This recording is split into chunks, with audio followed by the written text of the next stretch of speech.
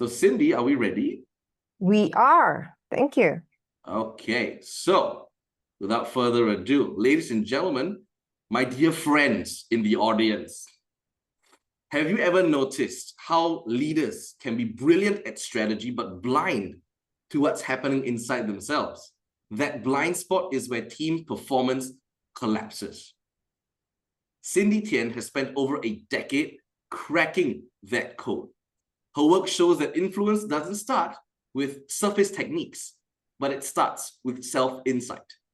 When leaders break through their own barriers, they get to lead with courage, integrity, and purpose, role modeling the best of themselves to impact the team.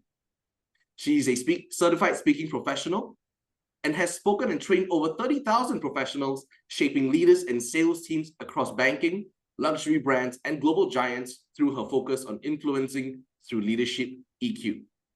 Her trademark blend of unfiltered honesty, dark humor, and disarming empathy helps others confront their blind spots, break through barriers, and change the way they lead, sell, and live. Cindy's work rests on one truth: that before you can influence others impactfully, you must first influence yourself effectively. Here's the author of Insight: Break Through Your BS to Influence Yourself. My friends, let's welcome Cindy Tien. Thank you so much, Sean, for that energetic introduction. And I'm loving all the work that you're doing with Next Generation Leadership because we all need that. Yeah, so hello, everyone. Welcome to this session with me. This is going to be a short and sweet session. And I'm just going to very quickly, repeat my name to you. So my name is Cindy Tien. If you've ever heard of this Chinese restaurant called Tien before, just know it's not owned by my family, although that's how my surname is spelled, Tien. I'm born and bred in Singapore. Other than being a speaker, coach, and a trainer, I really want to be remembered for one thing. So earlier, Sean said that he's obsessed about gamification, right? I'm obsessed about something else. I'm obsessed about my two fur balls, and these are my two fur balls, Libby and Bella. So I have a Siberian cat and a golden retriever. And the reason why I'm bringing them up is because they're a big part of my life, and I've learned so many leadership lessons through them. So 2 years ago, I got really burnt out, and I realized that I really needed animals in my life. So I couldn't decide if I wanted a dog or cat. So I told myself, you know what, I'm going to bring in both at the same time. Not a very smart decision because every night they were either whining or having diarrhea or just screaming, and it was chaos. Okay, but what I've noticed very interestingly is that my cat Libby does everything that Bella does. She would drink from Bella's water bowl. She would lie down the exact same way that Bella lies down. And she would actually follow the little techniques and little actions and little gestures that Bella has shown us. So it got me thinking about, imagine a dog can influence a cat to change its behavior. How much influence do we then, as leaders, have on our team? So I'm going to just ask you a little question, and this is going to be like a little reflection I'd like you to ponder about, okay? So, what's currently stopping your leaders from influencing the teams effectively? Okay, influence is a word that's been thrown around or is a buzzword, but what's really stopping them?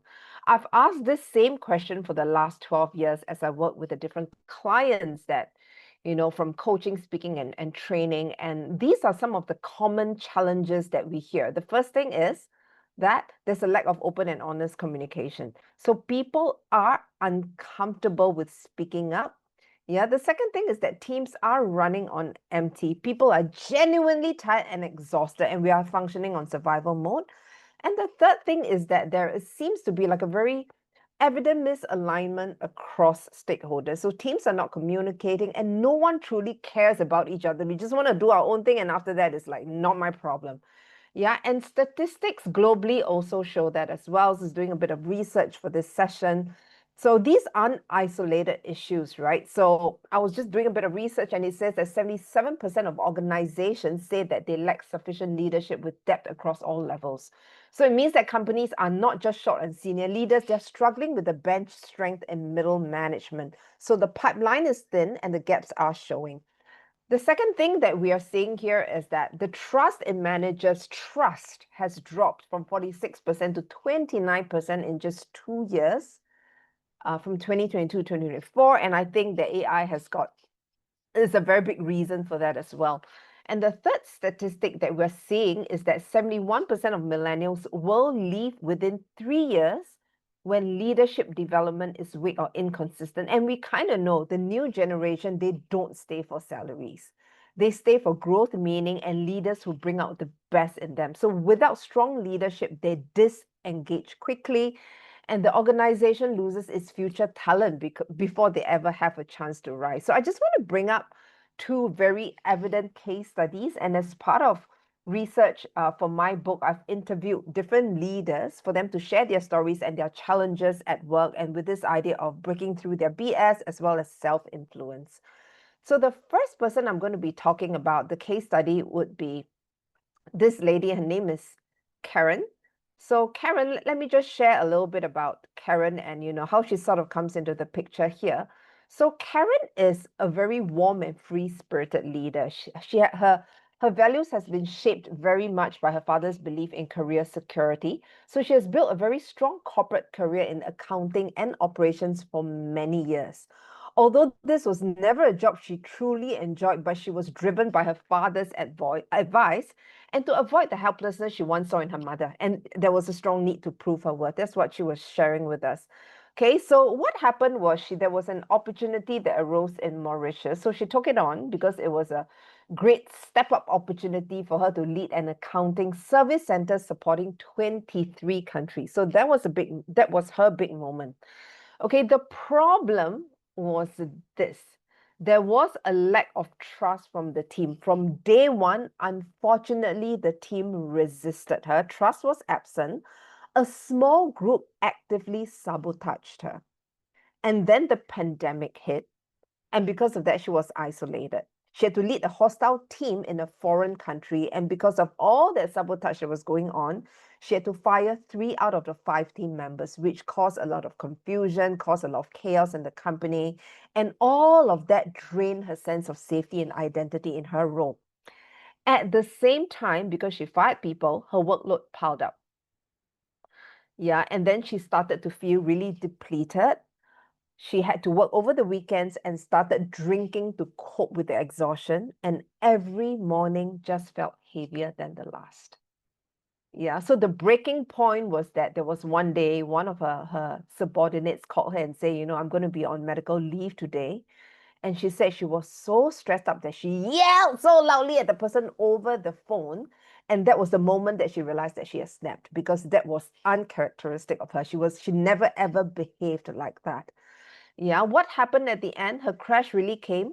She eventually was given an opportunity to step down, and she took the opportunity to step down and to kind of take a break. Okay, so this is a very clear case of somebody who was misaligned, burnt out, and broken down.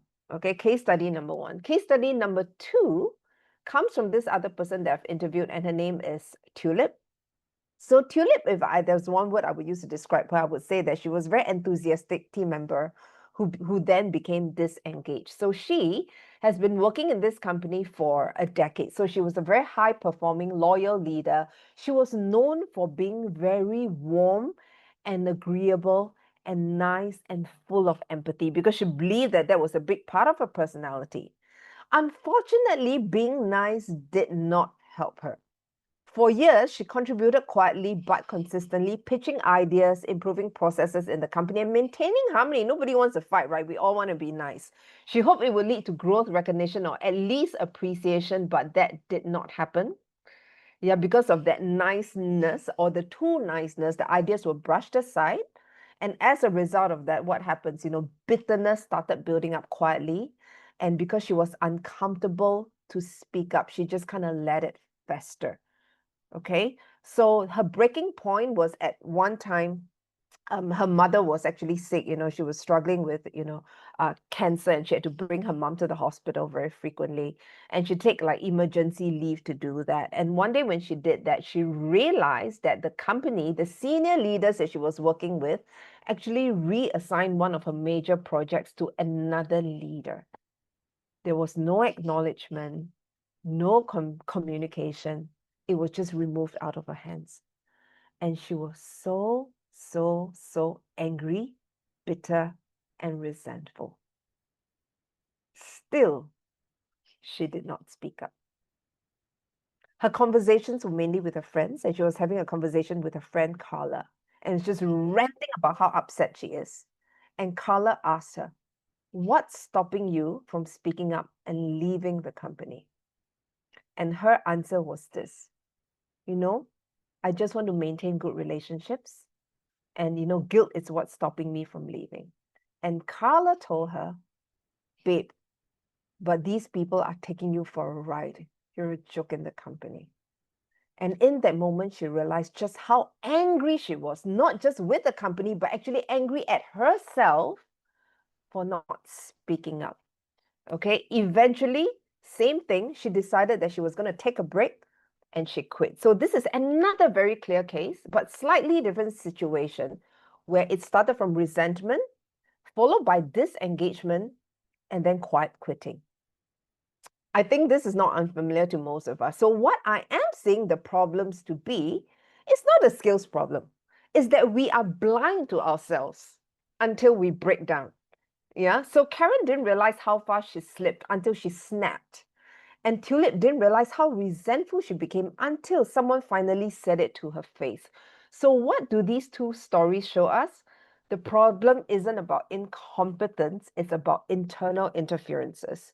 So most leaders can articulate business risk in a heartbeat, but their own emotional states, they only see those in hindsight.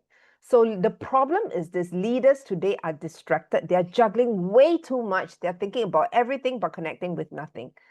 Yeah, they are also dissonant. Yeah, they're out of sync with themselves and the people they lead. Conversations are functional, but connection is failing.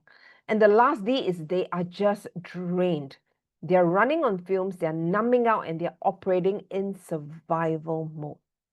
Yeah. So how do we deal with this problem? Because I think this problem is that, isn't about gaining more skills, but it's breaking through their own barriers. Okay, so this is where, I just kind of want to bring in a little model that we're using, and we're trying to get them to influence themselves from the inside out. After 12 years of seeing these problems, my model is simple: 5 drivers to develop EQ for influence. The first one is really about gaining radical self-insight. So why do I say radical? The ability to catch yourself before you wreck yourself. It's about understanding your worldviews, your BSs. And, during my book launch, I talked about the 3 types of BS, which is number 1, blind spots, your belief systems, and bull stories. Understanding what's going in your mind so that you can self-reflect before you self-correct. So self-insightful leaders know themselves at that deep, profound level, and they make much better decisions with themselves and with others. The second driver is really about personal mastery. So your BS shows data and not directives. So this really isn't about being a robot. It's about working with and mastering your own emotions and habits and not letting them master you. So leaders with strong personal mastery know how to pause, process, and then proceed.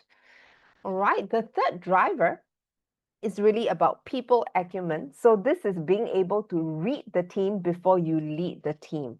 So this is where influence gets very relational, and people, astute leaders, they pick up on unspoken emotions, cultural nuances, and group dynamics. So they're always asking themselves, how will my actions impact those around me? And then the last driver, it's really about relational impact.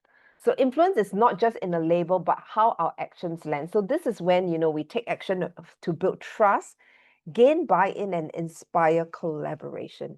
And all of these drivers are helmed by the biggest driver, which is the clarity and intention of purpose. So where do you see your role in the larger scheme of things? How do you want to role model better behaviors, and where are you heading at the end of the day? All right, so there are 3 ways in which we offer these content. So the first way you can take that from us will be keynotes, talks, and masterclasses. So these ranges from 30 to 90-minute sessions. So if you're looking for lunch talks, keynotes, event speakers, that's one thing we do. So to be inspirational, motivational, as well as take away quick practical insights. And the second one would be government-funded training workshops. So I work with a company in Singapore called ImageWorks. We've been around for 30 years. So we've got government-funded programs in WSQ, Workforce Skills Qualifications, and, fundings from IBF, Institute of Banking and Finance. So if you're looking for funded programs and to go deeper into skills development, that's something we offer as well. And the last thing is, of course, we all know coaching is really where we tighten the screws for individuals. So that's what we provide as well. Private executive coaching, and this comes in the form of 60 to 75 minutes sessions where we can customize and to break through some of the most private barriers that each leaders face. Okay, so as I wrap up, I'm just going to get us to think back about the question that I asked earlier. What if your teams, your leaders could start influencing their teams effectively? Imagine this.